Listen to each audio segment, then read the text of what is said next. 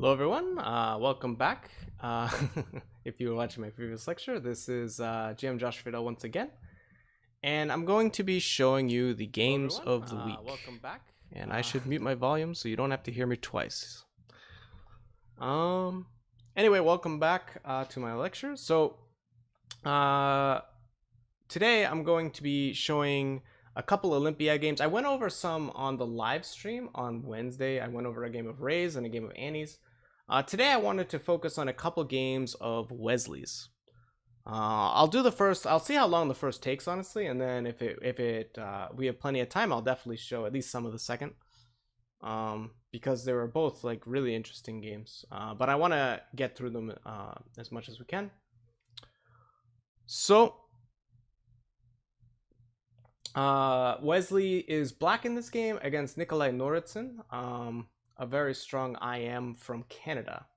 So this was in the Canada-USA match. And for those of you wondering, I think we are playing, China later tonight or something. I actually haven't checked yet. Today's been a little crazy. But definitely it's a fun event to follow. And yeah, this game was quite something. So B3. So Noritsyn plays like all sorts of openings. He's a little more unconventional as a player, so you just kind of get a position, which can be a lot of fun to kind of watch. So, oh, India beat China? But I thought China still made it. And I thought they were playing Ukraine, actually. So, I think they beat China earlier, maybe, but China still was the one who qualified. In any case, so yeah, we have Noritsyn against Wesley. And Wesley, one of the things I've noticed about Wesley... Ukraine won. Okay, so Ukraine beat China. So I guess we're playing Ukraine probably tomorrow morning, I want to say. I know a couple of the people on the team and they tell me things, but I forget things. So in any case, I'm bad for inside info for that reason. In any case, one of the things I noticed about Wesley is that he's extremely efficient at beating lower rated players. Like he often demolishes them. And it sounds like a simple thing, but you take a player, one of the prime examples I always thought of was Peter Leko, who would play super tournaments and often win them, like do really well. Just super solid player, but he grew up in round robins. And when he'd play open tournaments, he would play fine, but he would often give up a lot of draws to say 25, 50 GMs, you know. Which, you know, I'd like to think we're not terrible, but quite honestly, the difference between someone like Leko and someone like me is really huge. And that, you know, he would give up draws just because he plays very solidly was quite something. And one of the things I noticed about Wesley is even when he plays 26, 2650, he often just smashes them. He makes them look really bad.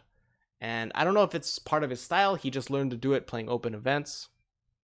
No, I am not related to Frederick. But yeah, he's probably maybe the most famous Friedel in the chess world. The chess space. He's the one who did chess space. So anyway, so we'll see b3, e5, bishop b2, knight c6, e3, d5. So you have lots of options here. You can play e4, you can play d5. One of the systems I always found kind of amusing against this was you play knight f6 and then you play here. The idea being that normally this is a weird move, but the point is if they take on c6, you play d takes, your pieces look kind of nice actually. So white often plays here, and then you have many options, but what the most amusing to me was actually going back.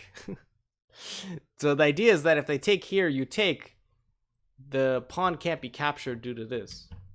So they have to play, like, if they play knight c4, you just play d6, and now the bishop makes sense on e7. So I'm not saying this is absolute best, this is perfect, this is playable for black as far as I know. But I just always found that line really funny, because you play like knight f6, bishop d6, bishop back. So d5 was played though, which of course can't be too bad, putting pawns in the center, but it does allow white to play bishop b5, trying to target them. Bishop d6, knight f3, and Wesley plays f6. So the move f6 is one of those that it can get you into trouble in lots of positions, but there are certain positions where it's quite allowable, or not allowable, but quite playable due to various reasons. And one of the ones that you see it more when white does it. When black, like say in a Queen's Indian, black has a piece here and a knight here, that you put the pawns on f3 and e4 and it dulls them. In this case, we see kind of the opposite thing. We see that these pieces are aiming at your center, so you play f6, e5, and these pawns are very annoying for white to deal with. because they dull both the pieces. And you also have to make sure when you play a move like this that you do not, of course, allow this diagonal to get weakened. But because the bishop's on b5, it might give itself away. It's not very active. You're able to play a move like this. But I get asked this a lot because it's one of those things that it looks like kind of a slightly weakening move, but it can often be quite okay here. I don't know about move 2, because if you play it on move 2, white's not committed to putting the knight on f3. I might put the knight on e2 where it's better positioned against this, for example. I'm not saying putting it on move 2 is terrible, but I think that sometimes it's nicer to wait till your opponent commits their pieces first. So c4.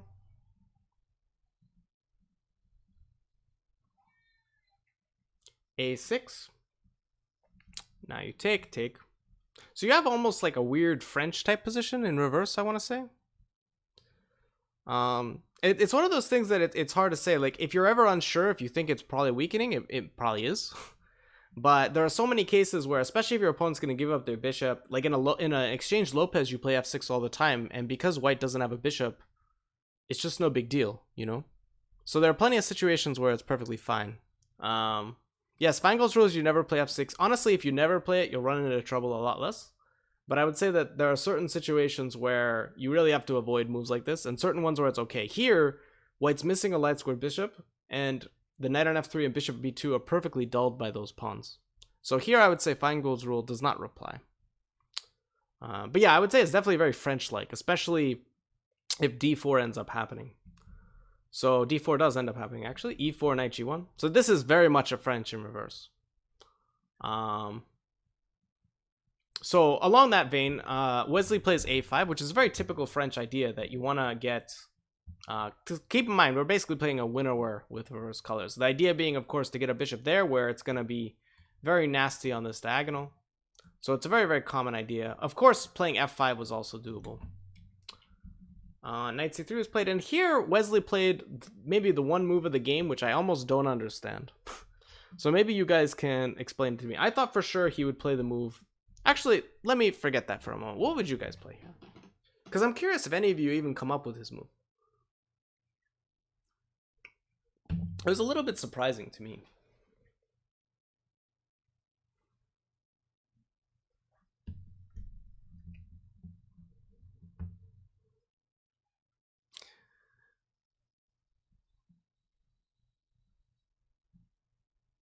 a4 is interesting, just trying to push the pawn. Usually, though, you don't try to push it that fast, but it's probably playable.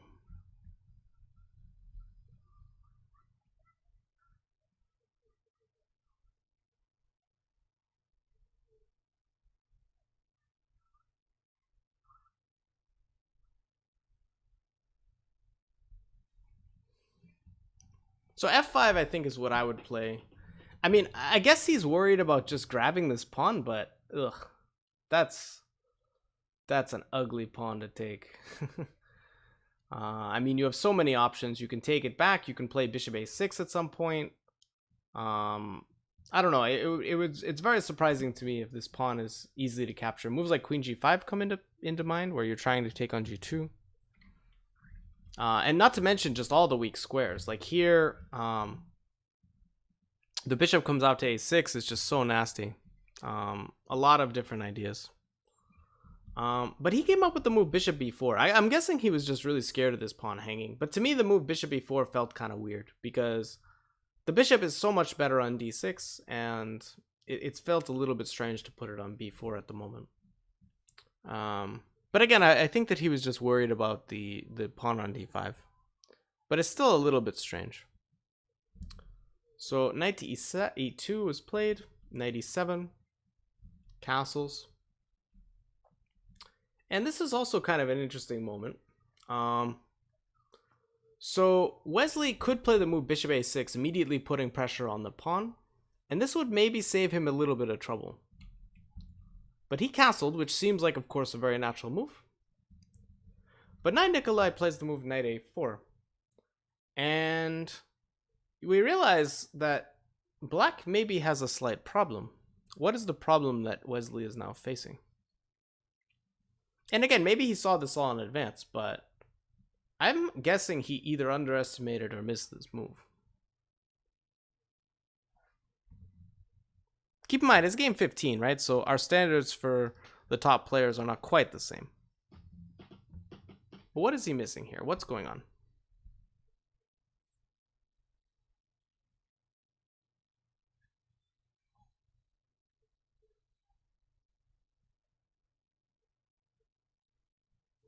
And the bishop on b4 can't get out, right? If you try to play bishop to d6, then c5. If you wait, then I play c5, and that bishop's just trapped. Bishop a6 is a possible move here, but I can still play this, and your bishop is still stuck from what I can tell. So the bishop on b4 is actually a real problem here. Like, you could just lose it. And this is one of those things that if you're not careful in the opening, or after the opening, it's something that can happen to you, and that can be really, really bad. So you have to be careful when you put pieces on squares like b4. It's one of the reasons why I was really surprised by Wesley's decision. I thought that he would for sure just gambit the d5 pawn and continue for the initiative. So the question is, what should Wesley do? Because he came up with something really, really cool here to try to counter Nikolay's idea. So black to play. Again, I'm not just looking for a move. I'm looking for an idea. And, you know, a variation if you guys want to really impress me. I'm very impressed by variations. I see moves all the time.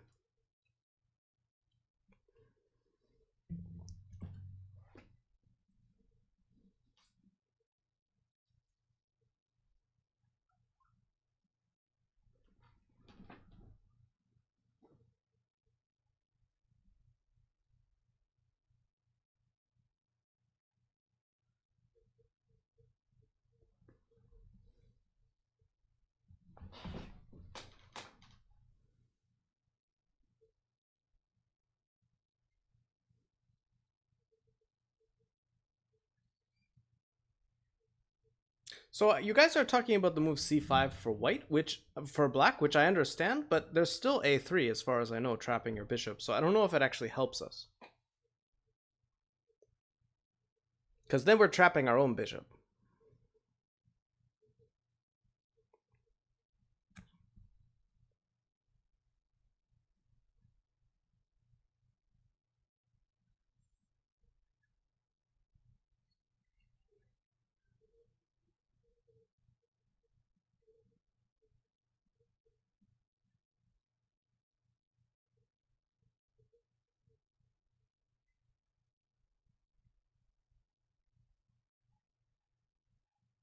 So bishop a6 is possible, but again, it's just one move, right? You need a solution to c5. So once again, I'm looking for more than just a move.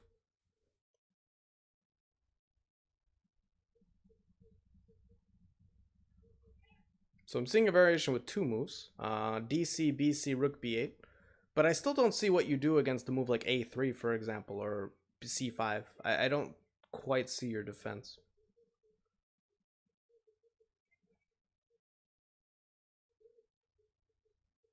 So keep in mind, Zishan, that after knight f5, I'm not going to play a3, I'm going to play c5. So I'm not going to give you the opportunity to go back to e7. That's the whole idea.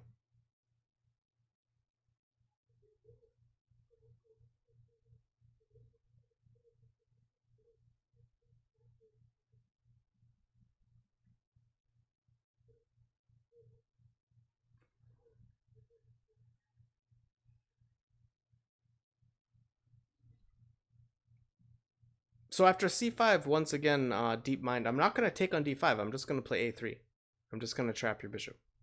So none of you have really spotted the idea. And again, I'd say it's more outside the box thinking. There are different ways to respond to a threat. You guys are all really trying actively to prevent the threat, to try to counter it, which is one of the ways to handle it and makes a lot of sense. But sometimes that's not really the option that you have to look for. Sometimes you have to look for, what else can I do? Maybe I can distract them elsewhere. Maybe I can try to do something else. So Gil's suggesting bishop d6, c5, bishop takes h2. The problem is it makes a lot of sense, by the way, what you're saying. But the problem is that you're not really targeting a weak spot on the king side, because king takes h2 and you don't have knight g4 check queen h4, which is usually the follow-up to that attack. So that's not really where white's weak. So you have to ask yourself, where is white really weak in this position? And that's what you have to try to exploit. That's what you have to try to attack here. So the h2 pawn, the dark squares, is not really where I'd say white's weak. So where do you think white is a little bit weak and where you can try to target your attack?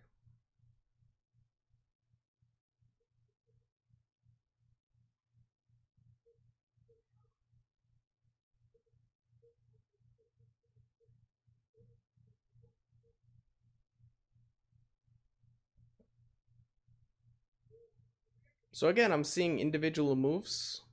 You should know how I feel about them by now. But d takes c4, b takes c4, you're not helping yourself yet.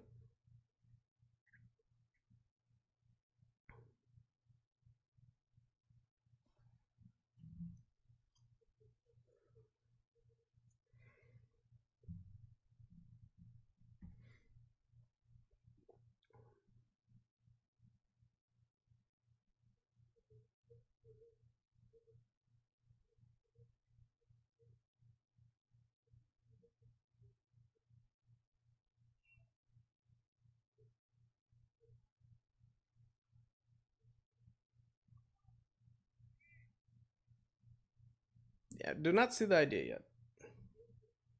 But take your time. Again, ask yourself, where is white weak here? That's kind of the key here. Because bishop d6 takes h2. Again, you're kind of in the right idea. You're in the right ballpark. But h2, the dark squares are not weak.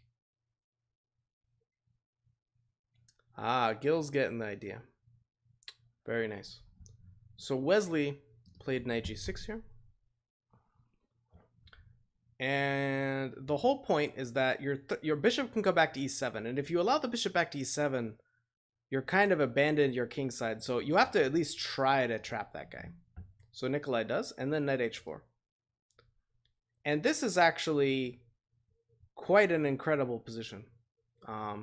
Because basically he's saying, have my bishop. Keep in mind, it takes white several moves. White has to play c5. White has to play a3. White has to take it. And he's saying, look, your g2 pawn, your light squares around the king are very vulnerable. And he's basically saying that if you try to take my bishop, I'm just going to mate you. So let's see how this actually works, whether it does. Let's say white does play a3. It wasn't what was played in the game. But what could you do here?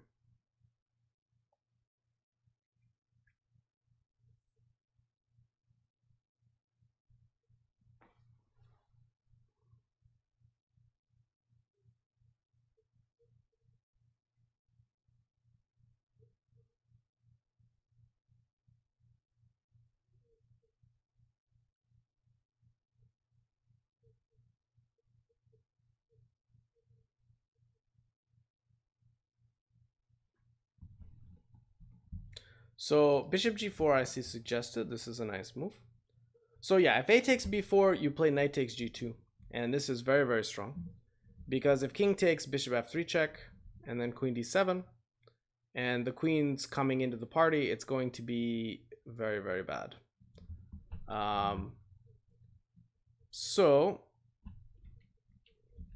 However, bishop g4, a move like h3 might be a better defense here.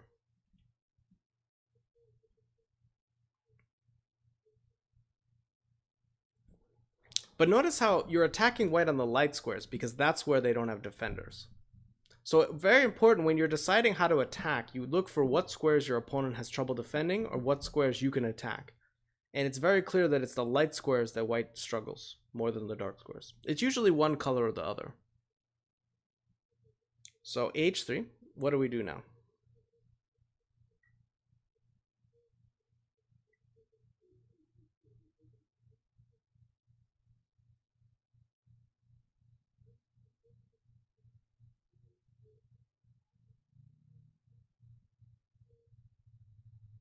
So bishop takes h3 is very tempting here. But the problem is after g takes queen d7, somehow we don't have mate. We can give these checks, and the king comes up, and actually we even could be in trouble here, because if knight f5, the king goes back. So somehow this just doesn't quite work. So we have to be a little bit more nuanced with how we go about our business. Knight f3 check I see as a move. But here, maybe we can actually take this guy. I don't know.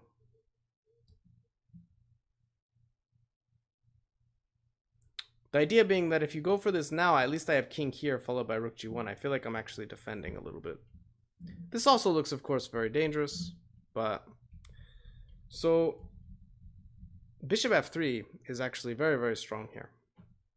And the idea is that if we take it, now we play queen d7. We just ignore the pawn because queen takes h3, it cannot be allowed.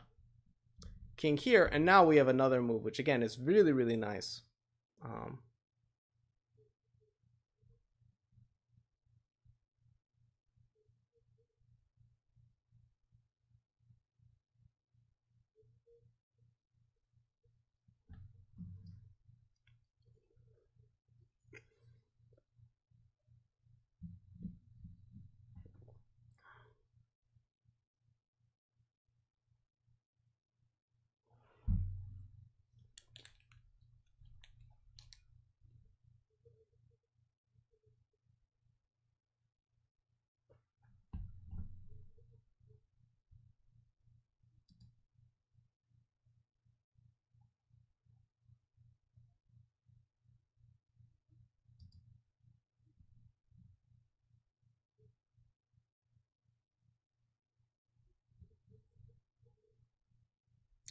So yeah, queen f5 is a really nice move here.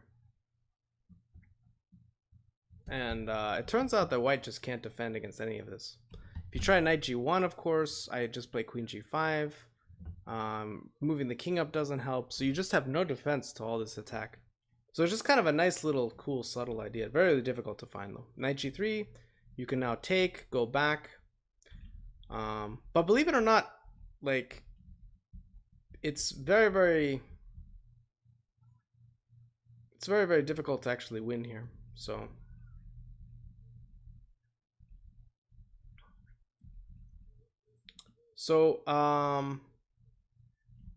yeah. So I didn't find a win here somehow. But this was kind of a cool idea. So yeah, it was one of those things where I was playing through these lines and it was like, you know, I was trying to find stuff on my own, and then, you know, you have to computer check it when you're doing it for a lecture, and it was like I couldn't believe that there was no win. Like it just looked, it was almost hard to believe, but somehow, yeah, there was just no way to win because your queen's attacked. There was nothing you could do. But this at least was a way to, I mean, secure a draw. Keep in mind though, Wesley basically blundered by getting his bishop trapped on b4. So the fact that you can get a draw in this way is still kind of remarkable, right? King h1 may have also been a possibility.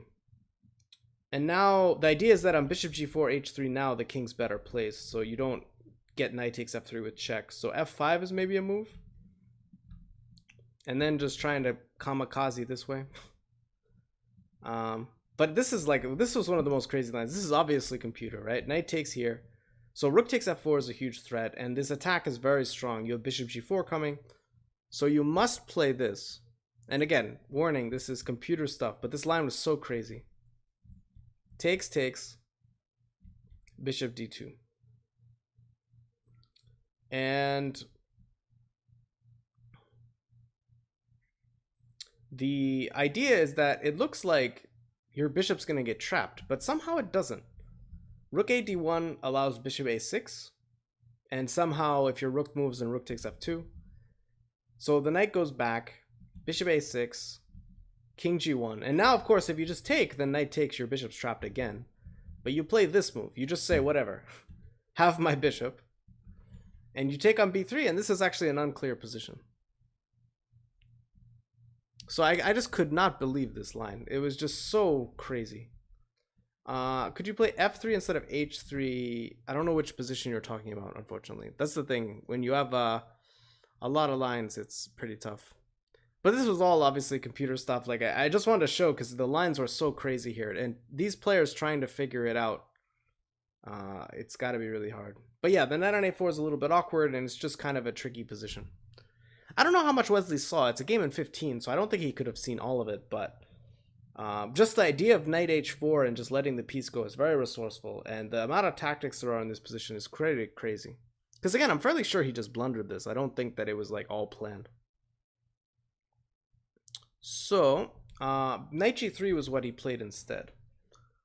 So once again, guys, let's continue our attack. Knight g3 makes a lot of sense, right? You're just trying to shield that king.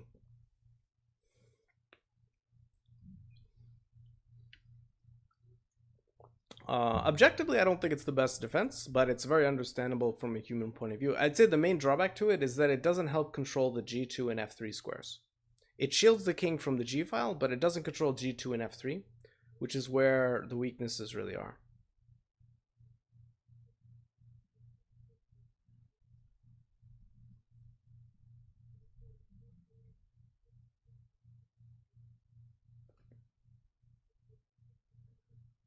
So again, if you have a move, try to accompany it with some kind of variation. So bishop h3 takes h3. I mean, there's got to be a follow-up somehow.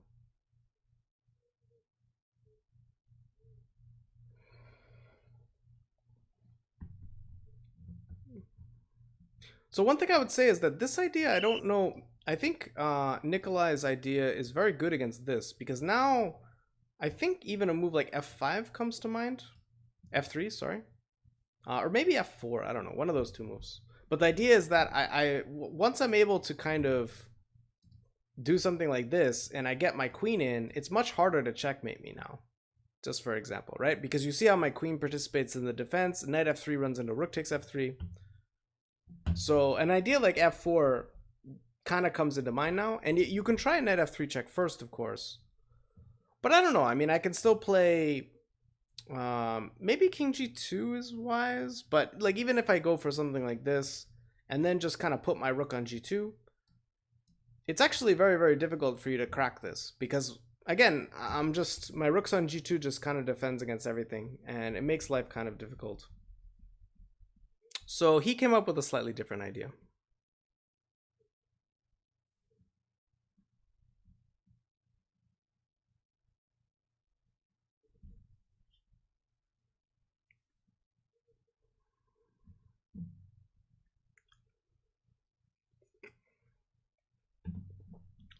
So I think that was probably Nikolay's idea. He was very nervous about bishop h3, and his move does defend against it quite well, and it prevents bishop g4.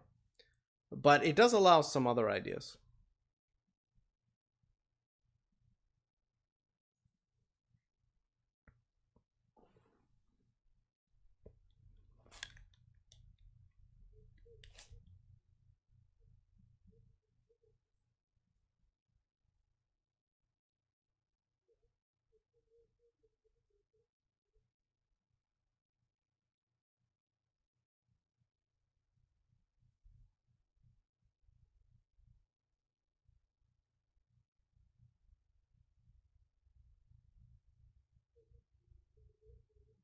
Queen d7 with the idea of knight takes g2 and queen h3. It feels a little one-dimensional, like you're kind of really hoping you get a bunch of moves in a row. And the fact is that after a move like this, I can think about f3 again, or even f4, right? And I'm not so convinced that you're going to be able to give checkmate with just those pieces. So his idea was slightly different. One of the important things when you're attacking, and I find that players who are really, really strong attackers, like Wesley obviously is that they know when to switch fronts. So he played knight h4 to go for this bishop h3 or bishop g4, knight takes g2 stuff, right? But the really great attackers know that you can't be that stubborn. There are times when your original plan of attack is not going to work because of how your opponent reacted, but they've weakened something else. So knight g3 guarded against a lot of these ideas, but it doesn't guard against another idea of black's.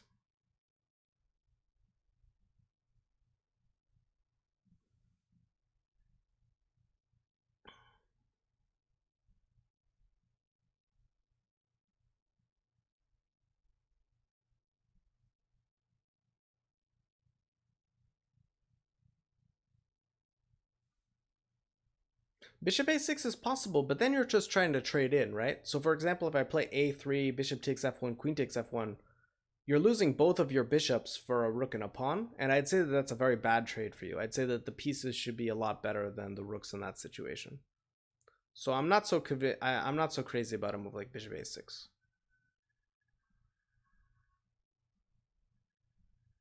But yeah, the bishop on b4 is most likely going to be a goner.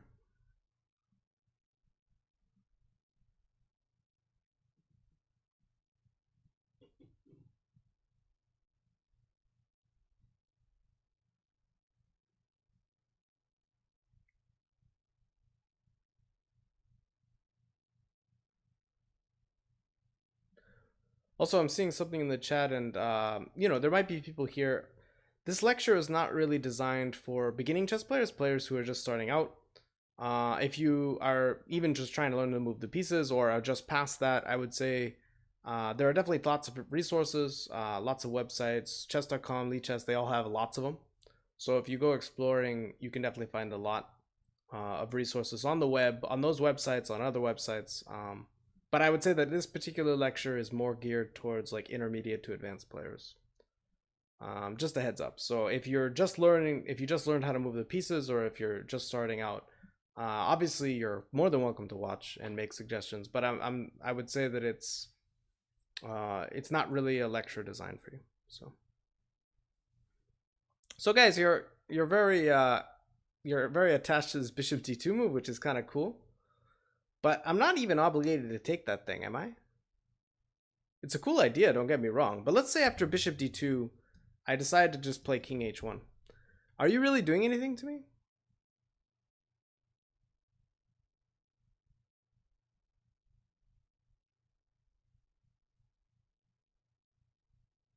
Because now I might take the bishop, because if bishop h3, I can probably also take it. So I'm not really convinced that you're actually achieving anything with this. It's a really fancy idea. It's a really cool idea. But his way of playing is much simpler, and Great Wolf provided it. It's f4, f5. So his idea is very simple. He's just going to play f4 and bring another piece into the attack. Keep in mind, before we were just attacking with our knight, bishop, and queen, which is kind of cool, but it's hard to rely on just those pieces to give checkmate, right? It's really not an easy thing. So this idea of f5, f4 helps open up lines and bring more pieces into the attack. But again, this is kind of one of the things that those great attackers do. They don't just get hung up on one attacking idea. Like, oh, I want to make bishop h3 work. It's such a cool idea. But you have to have the flexibility to be like, okay, that idea doesn't work because of what my opponent did. Let me change it up. And this idea of f5, f4 is an example of changing it up. And again, bishop e1 is kind of a cool move. I'm not sure I can't take that, but even then, king h1, right? Like you're trying to find really fancy ideas to make bishop h3 work, but the fact is that switching up to f5, f4 is just kind of a nice way to do it. So a3 was played. I mean, he has to kind of try to trap that bishop here. There's no way to defend against f4. That's so great here. It's just kind of coming in, and then the rook's going to be very strong. If bishop c1, even g5, f4, I can definitely consider, because the pawns are just going to be so powerful. So he just tries to take the bishop, which I think is sensible. So here. And now e takes f4. And in this position, this is where he has a wide choice. And I'd say that it was Wesley's, apart from, I guess, the opening, maybe missing c5 or whatever. Apart from that, it was mainly his only real mistake that he made this game. Because he didn't find the most accurate continuation here. The question is, can you guys? So, black to play. And keep in mind, once again, I say this every time, I am not looking for one move. I'm looking for a variation, an idea, something a little bit deeper. So again, if you just see one move, it doesn't really mean anything. It's very easy to suggest the correct move, but if you see the continuation, that's what's different.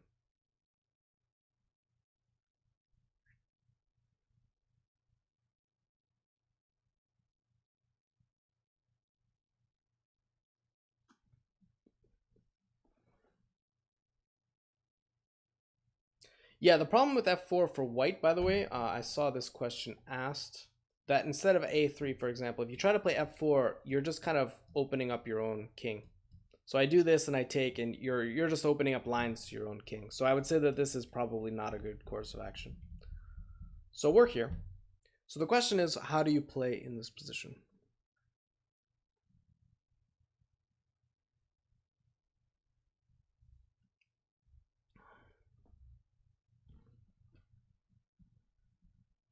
I can tell Aryan's hung up on this bishop d2 idea. It is a pretty cool one, I'll admit that.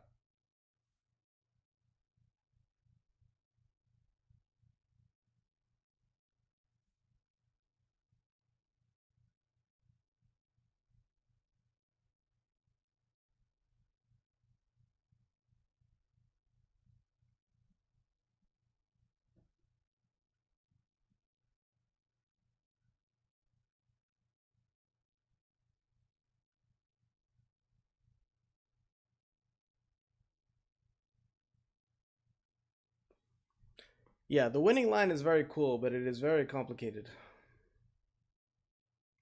Very complicated. So if you guys are given 2-move variations, you're probably not close.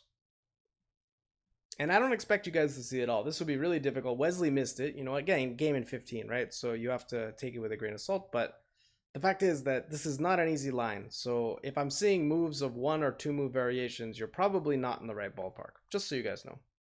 It is a very, very difficult line.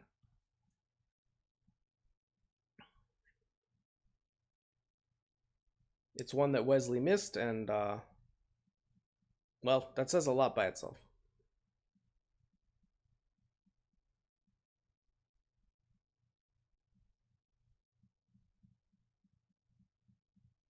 Yeah, so knight f3 gf, I'm pretty sure I can then take on e4 if you give me another move and my light squares are improving. Maybe then play f3. Seems like I'm defending there. Rook f4 is possible. But maybe then I can take the bishop. I don't know if you actually have mate. Moves like bishop c1 also can sometimes help defend. Rook takes f4 is kind of a natural follow-up, but there's actually much stronger, it turns out. But precision is key because you want to do it while giving white the fewest options that you can.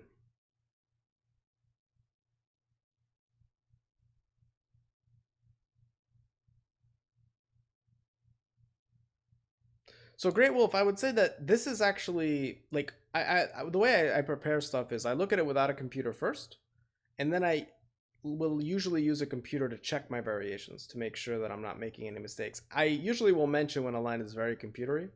This line is definitely has some of that. I would say that I wanted to play this idea, but I would not be 100% sure that it works.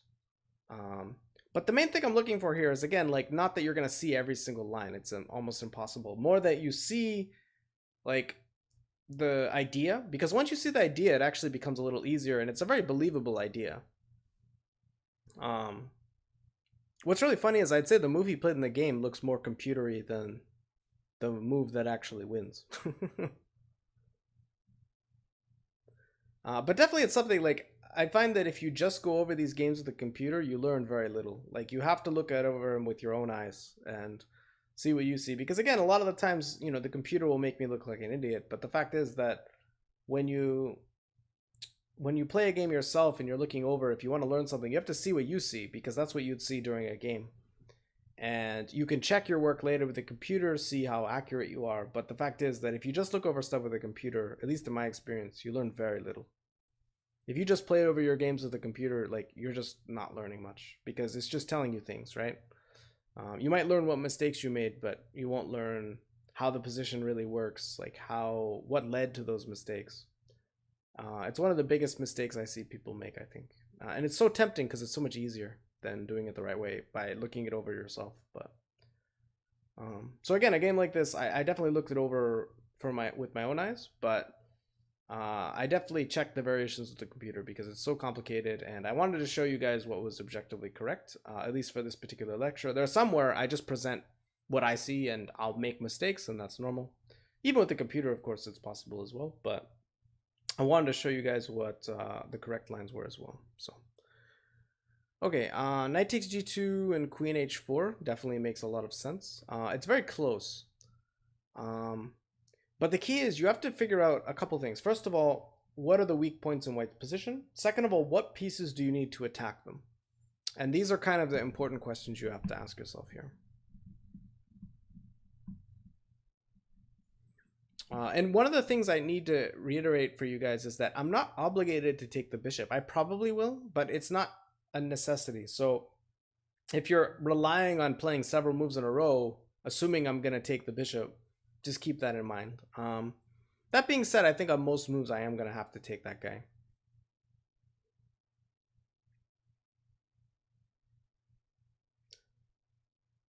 So yeah, like I'm looking at these lines like knight g2, queen h4, they definitely look tempting, but keep in mind, I can sacrifice pieces back. So even if you play like, even after queen h4, maybe I could think about just taking your bishop with the idea that the second you put a bishop on g4, I'm playing f3 and just sacking back. Sacrificing pieces back is something which you have to be always aware of as a defensive resource. Knight g6 takes f4, I would just define it as too slow. You're already down a piece, and that's a heck of a, that's two moves to maybe make your knight better, maybe not. So I would say that it's just too slow.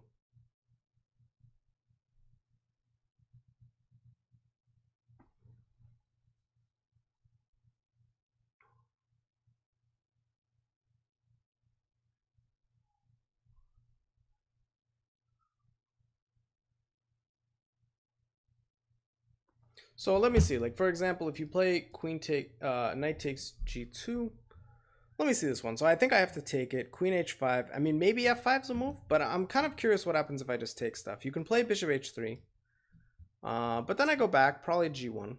And I'm kind of curious how you're going to make me here. Bishop g4, I'm going to play f3. I have no qualms whatsoever sacrificing material back. So maybe I'm missing something here, but I do not see the mate. And mainly the reason is because f3 is coming. So if you play rook takes f4, I have f3. If bishop g4, I play f3. And I just don't see how you're going to deliver mate here. I think that as soon as the f3 move happens and I can guard h2 along the second rank, it's going to be almost impossible. So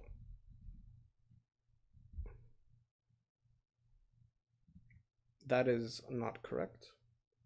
But again, it's understandable, it's tempting. But I would say that one of the main things you have to realize there is that the bishop is actually not helping you enough. Like, it looks really nice, but it's a little clumsy. You have to go h3, you have to go g4. Like, the bishop, as strong as it looks, is actually not the most powerful piece and not the one you need.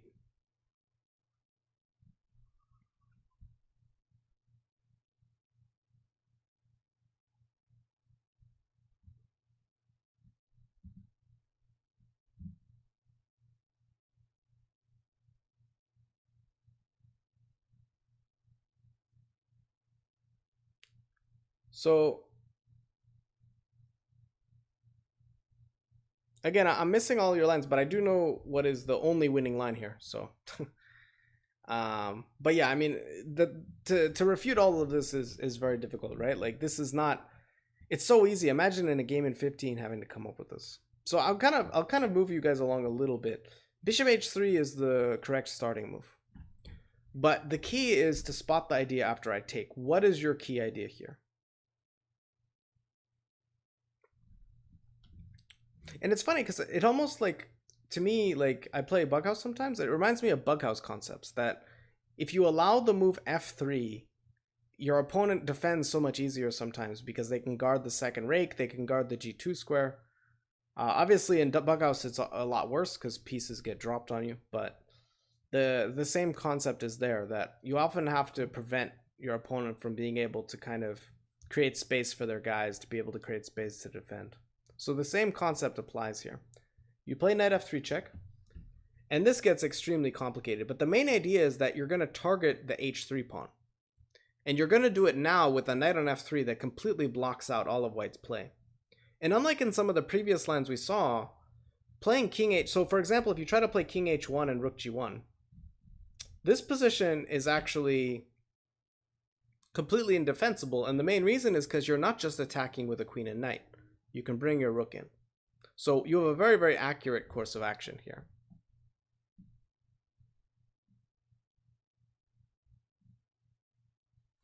And keep in mind that it takes, like, the video is definitely a little bit behind me. So it's going to take me a while to get your moves.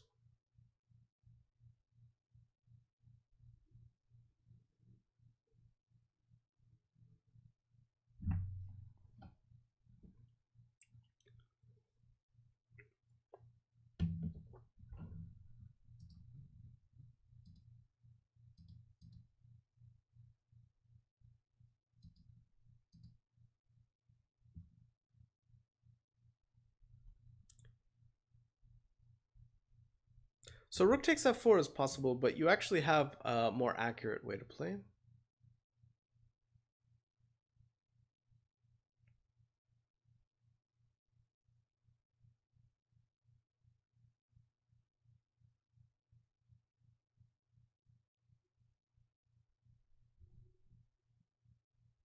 To give you an idea, I think if you play rook takes f4, I believe I can play pawn takes bishop. And the idea is that if you try rook h4 now, I can play knight f1, and I think I'm defending, as crazy as it is. So you have to be very, very accurate here.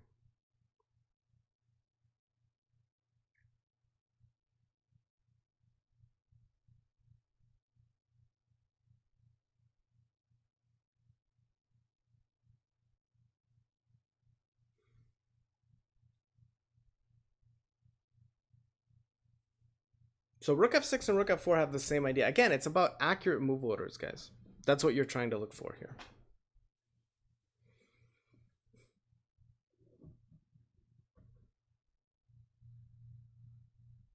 And look for your most threatening moves as well.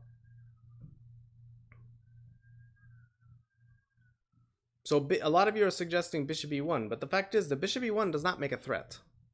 I'd like to make a threat if I can. And this is a good habit for you guys to get into in general. Always look at your threatening moves first. If your threatening moves don't work, you go to your more subtle moves that we've talked about. But always look for your most threatening moves first. Play knight e1. You use the fact your bishop is still alive somehow, guarding the pawn. Guarding the knight, rather. And it's actually quite annoying. So queen takes e1 is actually a forced move now. And then after something like this, the b3 pawn is going to be quite weak. So rook g1 looks like the forced move, because obviously you don't want to sack your queen, but here you get brutally checkmated. So you play rook takes f4, and in this position there are a couple key points. If rook takes e1, you just take on f2 and you're threatening two mates in one, queen g2 and queen h2. That's pretty hard to stop. And you have another mate threat in 2 here. What would that be?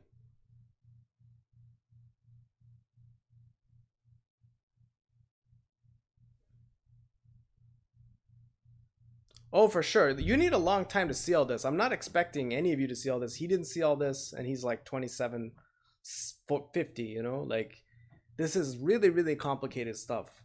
But the key is more, it's still good training to try to look for it and to try to spot your ideas. But you can see how it's so easy for you guys to just play rook takes f4 without thinking, right? But you play knight e1 first, dislodge the rook, so then rook takes f4 has 2 threats. You're threatening rook takes f2, and what's the other one? Very nice. So for example, if I play queen e2, guarding against rook takes f2, bam. Now that is a cool way and stylish way to end a game. But you see why knight e1 is so much stronger than playing rook takes f4 first, right?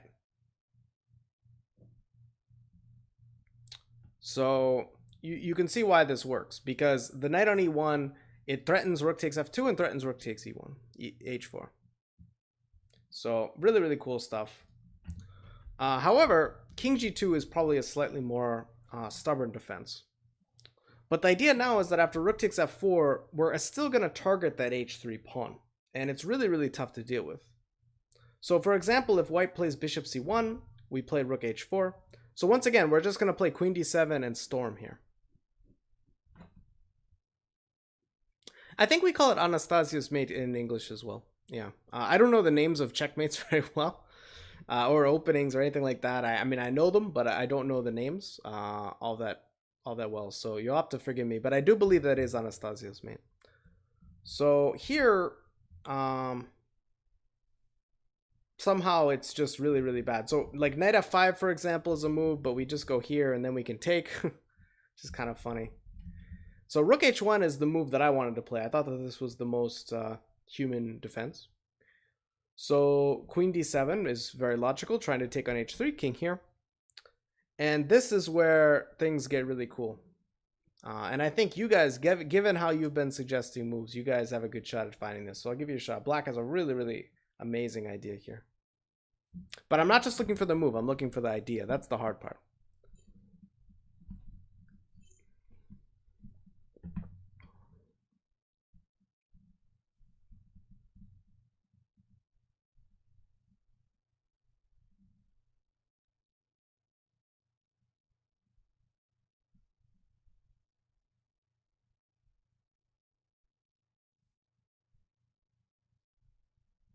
I'm seeing queen h5 instead of queen, but queen takes h2 gave mate, so queen takes h2 is pretty good in that line. I don't know if that's what you're referring to. E2 is not something any... Oh, queen could have gone... Yeah, queen could have gone to... I'm trying to remember the position. Anyway, let's try to focus on this one for now. But yeah, I mean, that one was mate after rook takes, so... But after queen h5, I can play rook h4 and win the queen there, I believe.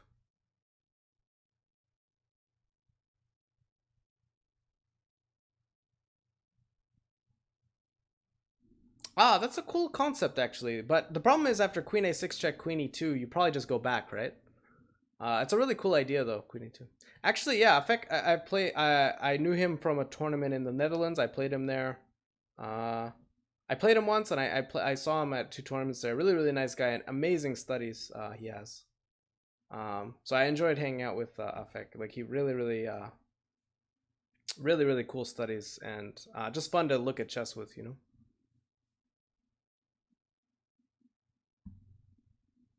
That's cool, you know him though. It's a friend of yours. Yeah, really, really cool guy. So queen h3 is kind of like the auto move, right? Which looks like it has to be it. But somehow after king e2, it's actually not so easy to give checkmate here. The king's kind of trying to run. Maybe bishop e3 next. Maybe queen f1, king d1. I don't know. The bishop still hangs. Yeah, the endgame studies he has are really amazing.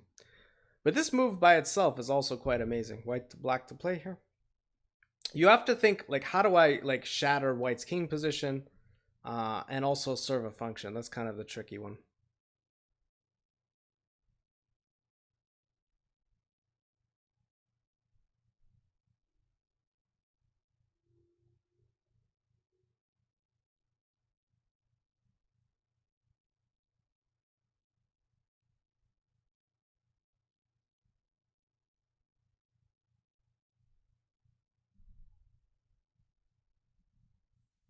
And this was obviously one which was not found by me.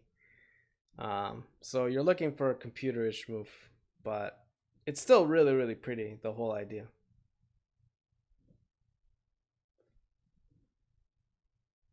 Yeah, I don't think you win the queen there. Because after knight g1, I can take with the queen if I need to. It's a really cool idea, though. Really, really cool idea. So what he's saying is queen h3 check, king e2, knight g1 check. So the idea is that after takes, you can go here and then take the queen. That is really awesome. But I think I can take with queen. Can I?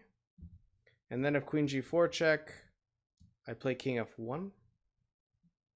Looks horrible, but I don't see a mate. Wouldn't be surprised if you have a mate, though. Yeah, knight g1. That's cool. That's a really awesome move. Wow.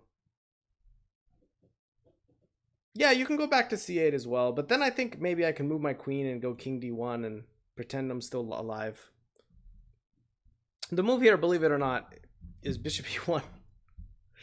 So the whole concept is that, and it took me a second to figure this out, is that you want to take the pawn on f2 and then play rook f8, and then the king will have no defenders. So, for example, if you play king e2, I just take this guy, rook f8, queen takes, and you're just getting slaughtered. Because queen g2 is a threat, because your whole position is falling apart, you just have no way to defend against all these threats.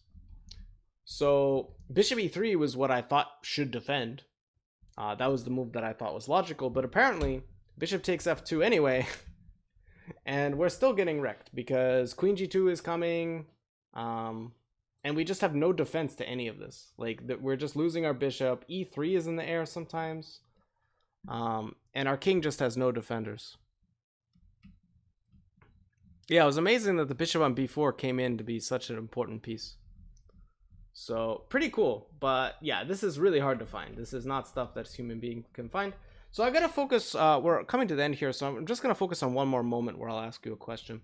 So bishop d2 is actually what he played, which a lot of you wanted to do. It looks fancy, but it's actually not as accurate because now Noritsyn gets back in the game. Queen takes d2, bishop h3, and f3. Once again, as I said, this is a really key defensive idea. It's one that comes from Bughouse a lot. Like, this happens in Bughouse all the time. f3, you kind of can have some room for your king. And it applies in this game as well. So f3. And now Noritsyn's totally in the fight here. Takes. And they get just a very unclear position. He sacks back the exchange. Knight back to c3. So Noritsyn here has, what is material here? He has 2 pieces for the rook. So he's doing okay. Even pawns. But obviously his king's still not ideal. So Wesley plays the really spectacular looking rook takes f4. And the key here is, should Noritsyn take the rook or should he not take the rook? And I'll let you guys decide. I'll give you a couple minutes. Take the rook or not to take the rook?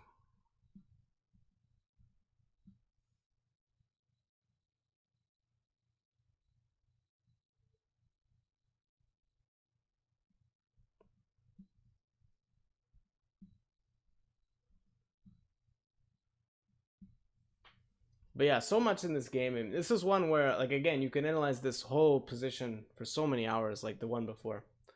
But this was a really key moment here. So do you take that rook on f4 or do you not? What do you guys think?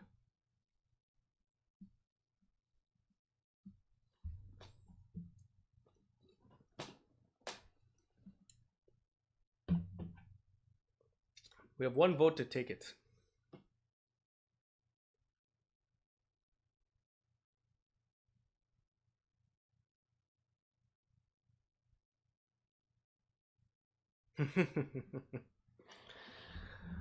Well, we have lots of votes on both sides here.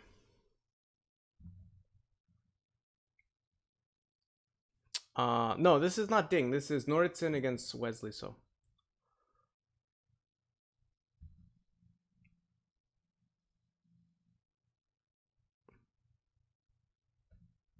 So it's very important that you have to know when pieces are safe to capture and when they're not.